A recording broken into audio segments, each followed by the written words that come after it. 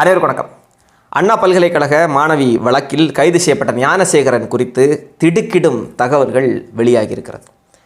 கைது செய்யப்பட்டதுமே ஞானசேகரன் திமுகவை சார்ந்தவர் என்கிற குற்றச்சாட்டுகள் சமூக வலைதளங்களில் அதிக அளவிலே பகிரப்பட்டது, பலராலும் பேசப்பட்டது.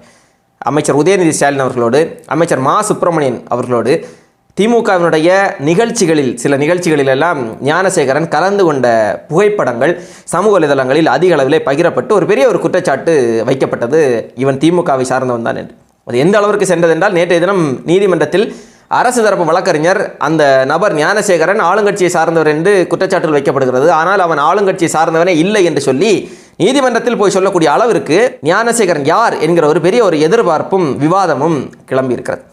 ஏற்கனவே ஞானசேகரன் குறித்த புகைப்படங்கள் வெளியாகி இருக்கக்கூடிய சூழலில் இன்றைய தினம் கூடுதலாக ஒரு சில புகைப்படங்கள் வெளியாகி மேலும் அதிர்ச்சியையும் சந்தேகத்தையும் ஏற்படுத்தியிருக்கிறது. இந்த முறை ஞானசேகரன் யாரோடு இருக்கக்கூடிய புகைப்படங்கள் வெளியாகி இருக்கிறது என்றால், அமைச்சர் மா சுப்பிரமணியன் அவர்களோடு நெருங்கி நின்று பேசக்கூடிய சில புகைப்படங்கள் வெளியாகி இருக்கிறது. அது மட்டும் இல்லாமல் மா சுப்பிரமணியன் அவர்கள் பிரியாணி சாப்பிட்டு இருக்கிறார் ஒரு வீட்டில் இருந்து. அது ஞானசேகரன் தான் அதை கொடுத்ததாகவும் சமூக வலைதளங்களில் செய்திகள் பகிரப்படுகிறது. அதனுடைய உண்மைத்தன்மை என்ன என்பதை தமிழ்நாடு அரசு தான் விளக்க வேண்டும், மா சுப்பிரமணியன் அவர்கள் தான் விளக்க வேண்டும். இந்த சிக்கலில் ஆரம்பத்திலிருந்தே நீங்கள் திமுக எப்படி இதை அணுகி கொண்டிருக்கிறார்கள் என்றால், திமுக என்றால் திமுகவினுடைய ஐடி விங்கை சார்ந்தவர்கள், திமுகவுக்காக முழு நேரமாக வேலை செய்து கொண்டிருக்கிறார்கள் இல்லையா சமூக வலைதளங்களில், அவர்கள் எப்படி இதை அணுகுகிறார்கள் அப்படின்னா, அந்த ஞானசேகரன் எங்கள் கட்சியை சார்ந்தவனே இல்லை, திமுகவை சார்ந்தவன் எல்லாம் கிடையாது, நீங்கள் சொல்லக்கூடிய ஞானசேகரன் இன்னொரு ஞானசேகரன், இங்கே பாருங்கள் இவர் தான் அந்த ஞானசேகரன் என்று சொல்லி அந்த பகுதியில் இருக்கக்கூடிய வேறு ஏதோ ஒரு ஞானசேகரனை அழைத்து வந்து வீடியோ எடுத்து அவருடைய பேச்சை பகிர்ந்து கொண்டிருக்கிறார்கள். நான் தான் ஞானசேகரன், அந்த ஞானசேகரன் வேறு, இந்த ஞானசேகரன் வேறு என்று சொல்லி ஆதார் கார்டெல்லாம் எடுத்து பகிர்றாங்க. அந்த ஞானசேகரன் வேறு, இந்த ஞானசேகரன் வேறு என்று சொல்லி இதெல்லாம் பகிர்றப்போ தான் நமக்கு கூடுதல் சந்தேகம் வருகிறது இவர்கள் மீது. நம்ம என்ன கேள்வி எழுப்புகிறோம் அப்படின்னா, ஞானசேகரனுங்கிற பேரையே விட்டுருக்கேங்க, அவன் பேர் ஞானசேகரனே இல்லை, ஏதோ ஒரு சேகர் இல்லை ஏதோ ஒரு பேர் அவன் பேர், சரியா? சம்பந்தப்பட்ட அந்த நபர் திமுகவினுடைய அமைச்சர்களோடு நெருக்கமாக நிற்கிறான் என்றால் எந்த அடிப்படையில் நிற்கிறான்? அவன் கட்சிக்காரனே இல்லை, விட்டுருங்க, வேண்டாம். எந்த அடிப்படையில் அமைச்சர் மா சுப்பிரமணியன் அவர்களோடு இவ்வளவு நெருக்கமாக நின்று பேசுகிறான் அவன்? சாதாரணமாக நீங்களோ நானோ ஏதோ ஒரு நபர் போய் நின்று பேச முடியுமா? அமைச்சரோடு பேசிட முடியுமா? சரி, உதயநிதி ஸ்டாலின் அவர்களோடு அது போகிற போக்கில் புகைப்படத்தை எடுத்தார்கள், அது அவர் ஏதோ ஒரு இடத்துக்கு போனார் அப்போ புகைப்படம் எடுத்தார்கள் என்றெல்லாம் பேசுகிறார்கள், அதை விடுங்க. மா சுப்பிரமணியன் அவர்களோடு இவ்வளவு நெருக்கமாக நிற்கிறானே, எப்படி நிற்கிறான்? எந்த அடிப்படையில் நிற்கிறான்? திமுகவினுடைய நிர்வாகிகளாக இருந்தால் கூட எல்லோராலும் மா சுப்பிரமணியன் அவர்களோடு இப்படி நெருக்கமாக போய் நிற்க முடியாது. அவரும் இவ்வளவு நெருக்கமாக பழகுவாரா? முடியாது. அப்போ உங்களுக்கு எந்த தொடர்புமே இல்லாத ஒரு நபர் அப்படின்னா எப்படி இவ்வளவு நெருக்கம்? எங்கிருந்து வருகிறது இவ்வளவு நெருக்கம்? அதற்கான பதிலை சொல்ல வேண்டும். அந்த ஞானசேகரன் வேற, இந்த ஞானசேகரன் வேற அப்படியெல்லாம் சொல்லி தப்பித்தல் வேலையை செய்வதை திமுக நிறுத்திவிட வேண்டும்.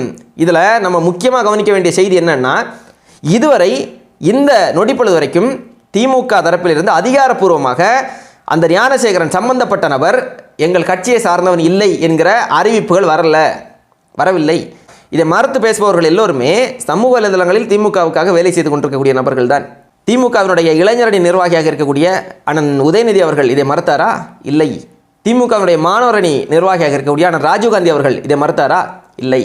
திமுகவினுடைய பொதுச் செயலாளராக இருக்கக்கூடிய மதிப்பிற்குரிய ஐயா துரைமுருகன் அவர்கள் மறுத்தாரா இந்த செய்தியை? அவன் எங்கள் கட்சியை சார்ந்தவன் இல்லை என்று அதிகாரப்பூர்வமாக அறிவிப்பு வெளியிட்டாரா? இல்லை. அக்கா கனிமொழி அவர்கள் சம்பந்தப்பட்ட வழக்கு, ஒரு மாணவி சம்பந்தப்பட்ட வழக்கு, ஒட்டுமொத்த நாட்டில் இருக்கக்கூடிய பெண்களுடைய பாதுகாப்பு சம்பந்தப்பட்ட வழக்கு, அந்த வழக்கில் சம்பந்தப்பட்டிருக்கக்கூடிய நபர் உங்களுடைய கட்சியை சார்ந்தவன் என்ற குற்றச்சாட்டில் வைக்கப்படுகிறதே, நீங்கள் அதை மறுத்தீர்களா? அதிகாரப்பூர்வமாக இல்லை. திமுகவினுடைய தலைவர், தமிழ்நாட்டினுடைய முதலமைச்சர் மதிப்பிற்குரிய ஐயா ஸ்டாலின் அவர்கள் மறுத்தாரா? இல்லை. இவர்கள் யாருமே மறுக்கவில்லை. அமைச்சர் மா சுப்பிரமணியன் அவர்கள் மறுத்தாரா? இல்லை, மறுக்கவில்லை. அதிகாரப்பூர்வமாக இவர்கள் மறுக்கவில்லை. அமைச்சர் கோவிச்செழியன் அவர்கள் இருக்கிறார்கள் இல்லையா, நேற்றைய தினம் பத்திரிகையாளர் சந்திப்பிலே பத்திரிகையாளர்கள் அவரிடம் ஒரு கேள்வி எழுப்புறாங்க. சம்பந்தப்பட்ட நபர் திமுகவை சார்ந்தவன் என்கிற குற்றச்சாட்டு வைக்கப்படுகிறது என்று. அதுக்கு அவர் சொல்லிய பதில் என்ன தெரியுமா? அந்த கருத்து ஏற்புடையதில்லை என்று. ஐயா அமைச்சர் அவர்களே, இந்த கருத்து ஏற்புடையதா இல்லையா என்று உங்களிடம் யாருமே கேட்கலையே. அவன் திமுகவை சார்ந்தவனா இல்லையா, உங்கள் கட்சியை சார்ந்தவனா இல்லையா, அதுதானே கேள்வி. ஆம் என்றால் ஆம் என்று சொல்ல வேண்டும், இல்லை என்றால் இல்லை என்று சொல்ல வேண்டும். அந்த கருத்தே ஏற்புடையதில்லை என்றால் வார்த்தைகளை வைத்து விளையாடுவதில், தமிழை வைத்து விளையாடுவதில் கைதேர்ந்தவர்கள் திமுகவினர். கருணாநிதி அவர்களுடைய தொண்டர்கள் இல்லையா, அழகாக விளையாடுவார்கள் வார்த்தைகளை வைத்து. உங்களுடைய வார்த்தை விளையாட்டுகளை எல்லாம் தூக்கி ஓரமாக வைத்துவிட்டு சம்பந்தப்பட்ட நபருக்கும் திமுகவுக்குமான தொடர்பு என்ன என்கிற பதிலை சொல்ல வேண்டும். நமக்கு இப்போ கூடுதல் சந்தேகங்கள் எழும்புகிறது.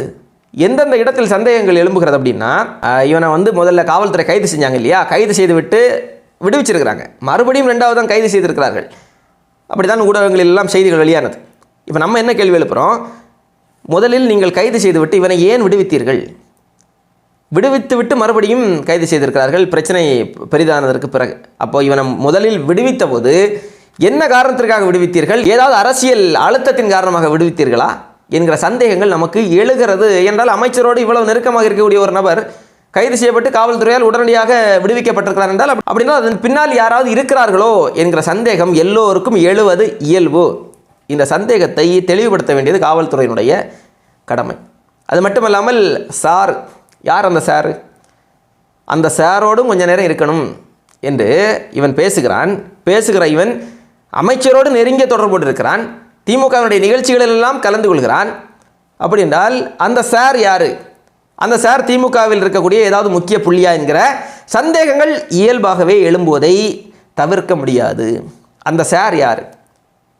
இதில் நீதிமன்றம் தெளிவாக ஒரு கேள்வி எழுப்பியது. நீங்கள் அந்த அவன் மட்டும்தான் குற்றவாளி என்று சொல்கிறீர்கள், எப்படி அப்படி ஒரு முடிவுக்கு நீங்கள் வந்தீங்க? வழக்கினுடைய விசாரணையை முடிவடையலையே, ஒருவன் மட்டும்தான் குற்றவாளி என்று எந்த அடிப்படையில் நீங்கள் சொல்கிறீர்கள் என்று சொல்லி நீதிமன்றம் மிகச்சரியான ஒரு கேள்வியை நேற்றைய தினம் எழுப்பியது. அந்த சாரை பாதுகாப்பதற்காகத்தான் இவன் மட்டும்தான் குற்றவாளி என்று சொல்லியதா காவல்துறை? யார் அந்த சாரு? அந்த சாரை பிடிச்சா பல செய்திகள் வெளியே வரும் என்று நினைக்கிறேன். ஏதோ ஒரு முக்கிய புள்ளியாக அந்த சார் இருப்பதற்கான வாய்ப்புகள் இருக்கிறது என்பது தான் எல்லோருடைய ஒரு கருத்தாகவும் இருக்கிறது. அதே போல் அந்த ஆடிகாரில் யார் இருந்தா? ஞானசேகரன் ஆடிகாரில் வந்தானா? இல்லை அந்த சார் ஆடிகாரில் இருந்தாரா? யார் இது? அந்த ஆடிகார் யாருடையது? விசாரணைகள் இந்த கோணத்திலும் செய்யப்பட வேண்டும். அந்த ஆடிகார் யாருடையது? அதில் யார் இருந்தா? இதெல்லாம் விடை தெரியா கேள்விகளாக இருக்கிறது. இந்த கேள்விகள் அத்தனைக்கும் விடை கொடுக்க வேண்டிய கடமை காவல்துறைக்கும் தமிழக அரசுக்கும் இருக்கிறது. இப்போ இந்த சம்பவத்தை குறித்து பேசுகிறப்போ திமுகவினுடைய அமைச்சர்கள் வரைக்கும் என்ன பேசுகிறாங்கன்னா, பொள்ளாச்சி சம்பவம் தெரியுமா உங்களுக்கு? தெரியும், பொள்ளாச்சி சம்பவம் தெரியும். இப்போ என்ன பிரச்சனை? என்ன சொல்ல வரீங்க நீங்கள்? ஹத்ராஸ் சம்பவம் தெரியுமா? தெரியும். எல்லோரும் அதற்கு எதிராக குரல் கொடுக்கத்தான் செய்தார்கள். நீங்கள் என்ன சொல்ல வரீங்க? அந்த சம்பவத்தோடு இந்த சம்பவத்தை இப்போது ஒப்பிட வேண்டிய அவசியம் என்ன? அந்த சம்பவத்தை ஒப்பிட்டு உங்களை நீங்கள் தற்காத்துக் கொள்ள முயற்சிக்கிறீர்களா?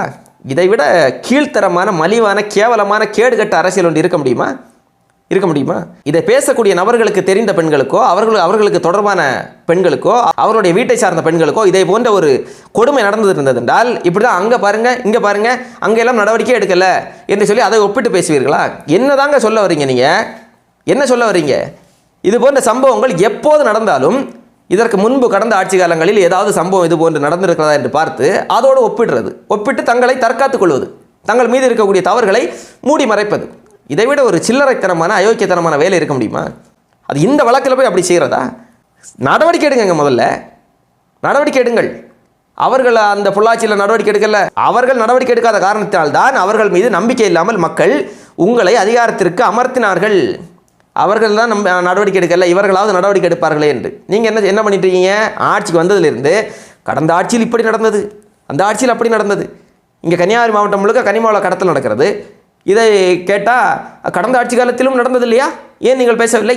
கடந்த ஆட்சி காலத்தில் அவர்கள் அதை தடுத்து நிறுத்தாத காரணத்தால் தான் உங்களை மக்கள் தேர்ந்தெடுத்தார்கள், நீங்களாவது தடுத்து நிறுத்துவீர்கள் என்று. நீங்கள் என்ன சொல்கிறீங்கன்னா கடந்த ஆட்சி காலத்தை சொல்கிறீர்கள். இதை சொல்கிறதுக்கு தான் நீங்கள் ஆட்சிக்கு வந்தீங்களா? ஒவ்வொரு சிக்கலிலும் இதுதான். அதே போல் இந்த பிரச்சனையிலும் அதே கோணத்தில் தான் இவர்கள் அரசியல் செய்து கொண்டிருக்கிறார்கள்.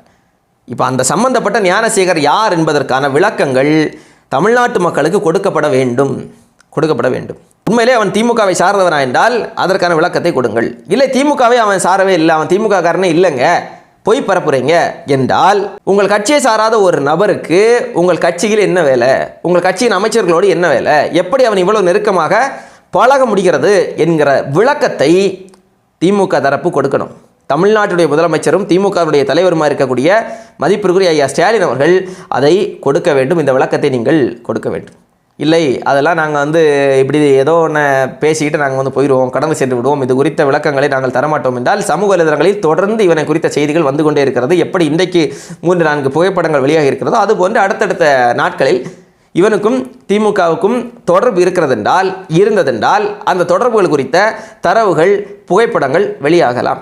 அதுக்கு அப்புறமா நீங்கள் வந்து வெளிப்படையாக மக்கள் மன்றத்தில் அம்பலப்படுவதை விட உண்மைத்தன்மை என்ன என்பதை இப்போதே வெளிப்படையாக சொன்னீங்கன்னா குறைந்தபட்ச மானத்தையாவது காப்பாற்றிக் கொள்ளலாம். இல்லை எங்களுக்கு அவனுக்கும் தொடர்பே இல்லை என்றால் முழு பூசணிக்காயை சோற்றில் வைத்து மறைக்கக்கூடிய வேலையை தான் நீங்கள் செய்கிறீர்கள்.